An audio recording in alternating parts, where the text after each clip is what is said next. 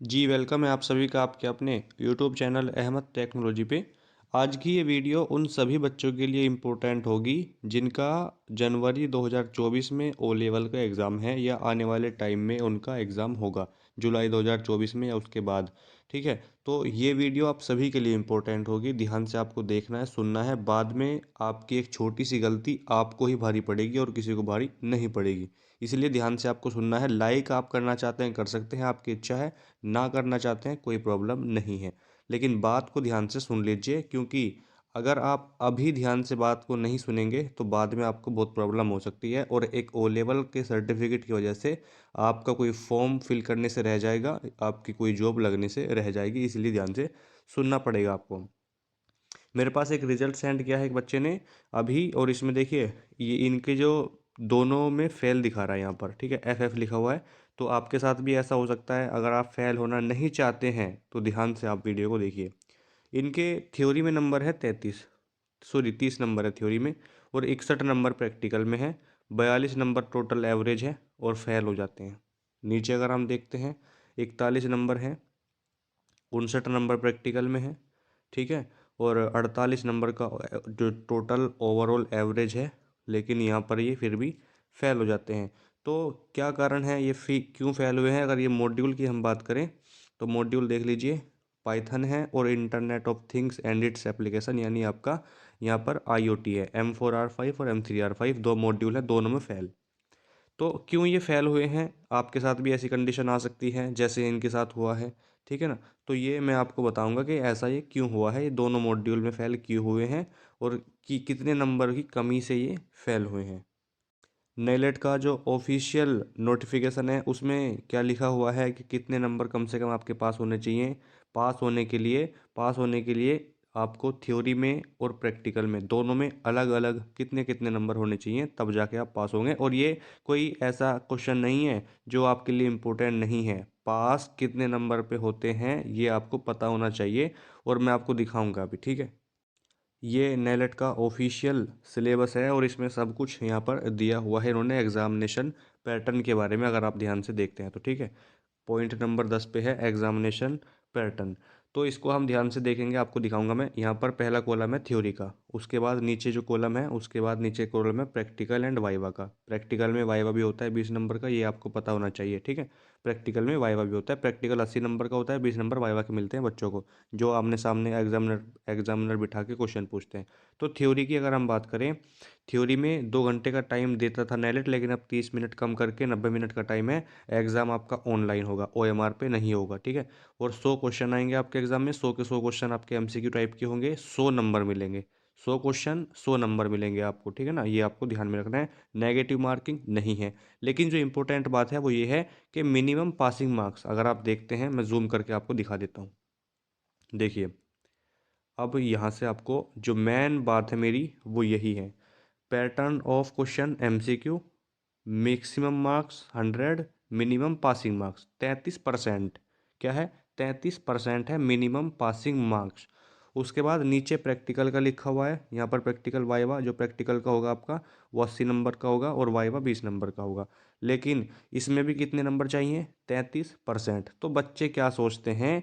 बच्चे ये सोचते हैं कि 100 में से 33 नंबर तो ले आओ थ्योरी में, और 100 में से 33 नंबर किस में ले आओ? प्रैक्टिकल में, पास हो जाओगे। बिल्कुल गलत, बिल्कुल गलत है। अब मैंने आपको दिखाया ना, दिखाया मैंने आपको। एक में तो आपके जो स्टूडेंट था उसमें 30 नंबर थे, लेकिन दूसरे में 41 नंबर थे, और 59 नंबर थे, लेकिन फिर भी फेल है। तो क्यों होता है ऐसा?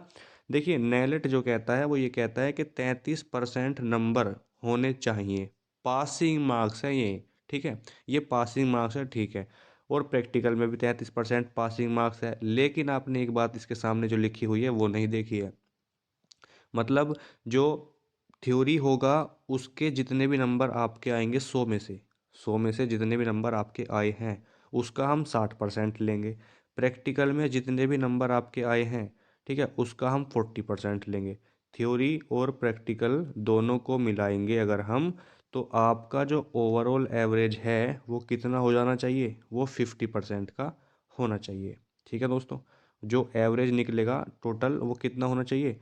वो 50% का होना चाहिए। फिर थ्योरी प्लस प्रैक्टिकल, देखना आप इसमें क्या लिखा हुआ है नेलेट ने कि मिनिमम पास परसेंटेज इज 50%, ठीक है, टोटल वेटेज का 50%। Theory plus practical in each module, her module में थ्योरी प्लस प्रैक्टिकल का 50% ओवरऑल एवरेज होना चाहिए। ये मिनिमम पासिंग मार्क्स हैं आपके, ठीक है ना।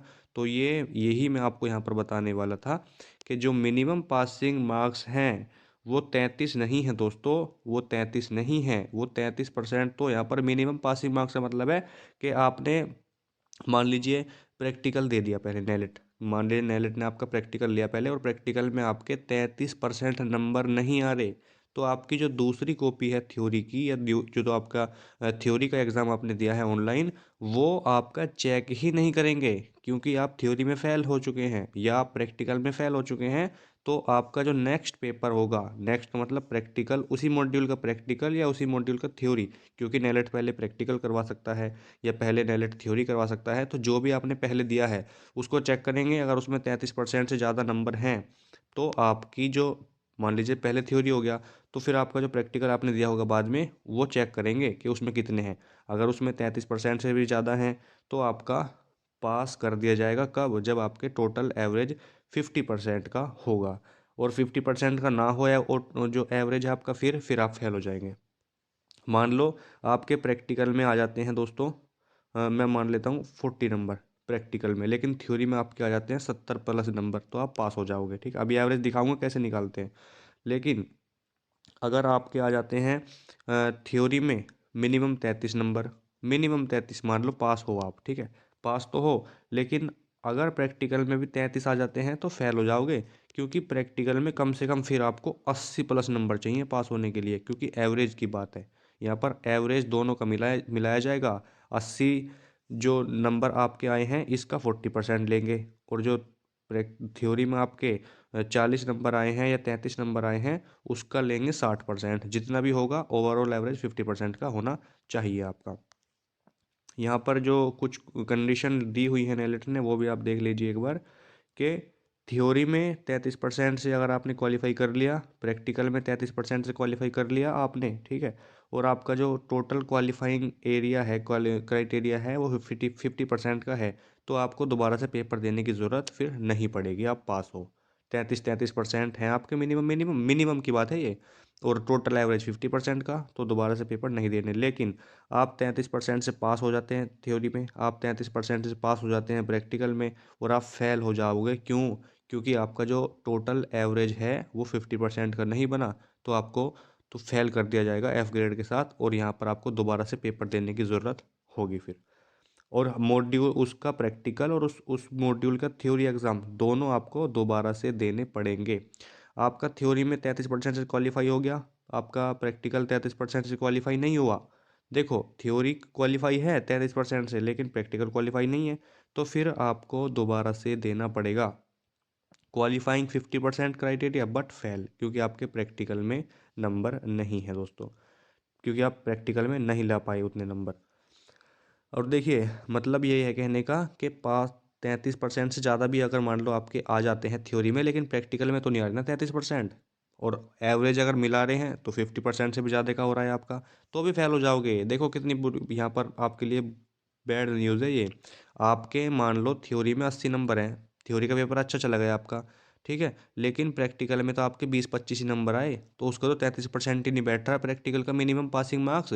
तो फिर आप कैसे पास हो जाओगे? नेलेट कहता है कि मिनिमम चाहिए 33 तो कम से कम हमें, और एवरेज निकाल रहे हैं थ्योरी प्लस प्रैक्टिकल का, तो फेल हो जाएंगे अब भी फिर भी, क्योंकि आपका एवरेज भले ही 50% का बैठ गया हो टोटल, लेकिन प्रैक्टिकल में 33% से कम है भाई, इसीलिए आप पास नहीं हो पाओगे, फेल हो जाओगे। फेल हो जाओगे कब? अगर आपके थ्योरी में 33% से कम है, लेकिन प्रैक्टिकल में आपके अच्छे नंबर आ गए, पैसे वगैरह दे के या जैसे भी आपने मेहनत करके लाए, पास हो जाओगे प्रैक्टिकल में। लेकिन थ्योरी फेल है क्योंकि 33% नंबर नहीं आए, तो आप फिर भी फेल माने जाएंगे, और थ्योरी प्लस प्रैक्टिकल दोनों फिर से देना पड़ेगा। फेल है थ्योरी में, फेल है प्रैक्टिकल में, फिर भी तो फेल, आप फिर तो आप फेल हैं ही भाई, फिर से आपको दोबारा एग्ज़ाम देने की ज़रूरत पड़ेगी। तो ये है नेलेट का ऑफिशियल, जिसमें नेलेट ने साफ साफ लिखा हुआ है टर्म एंड कंडीशन क्या क्या है, कब पास होगे कब फेल होगे, कितने नंबर मिनिमम है कितने नंबर मैक्सिमम है। और ग्रेड में आपको दिखा दूं, 50 से 55 के बीच में लाते हैं तो डी ग्रेड मिलता है, 55 से 65 लाते हो तो सी ग्रेड, 65 से 75 लाते हो तो बी ग्रेड, 75 से 85 लाते हो तो ए, और 85% से ज़्यादा लाते हो तो एस ग्रेड मिलता है, और 50 से कम लाओगे तो आपको एफ ग्रेड से फेल भी किया जा सकता है। तो ये है। और there would be no negative marking in theory examination, theory examination में कोई भी आपकी नेगेटिव मार्किंग नहीं है, यहाँ पर साफ साफ नेलेट ने ये लिखा हुआ है।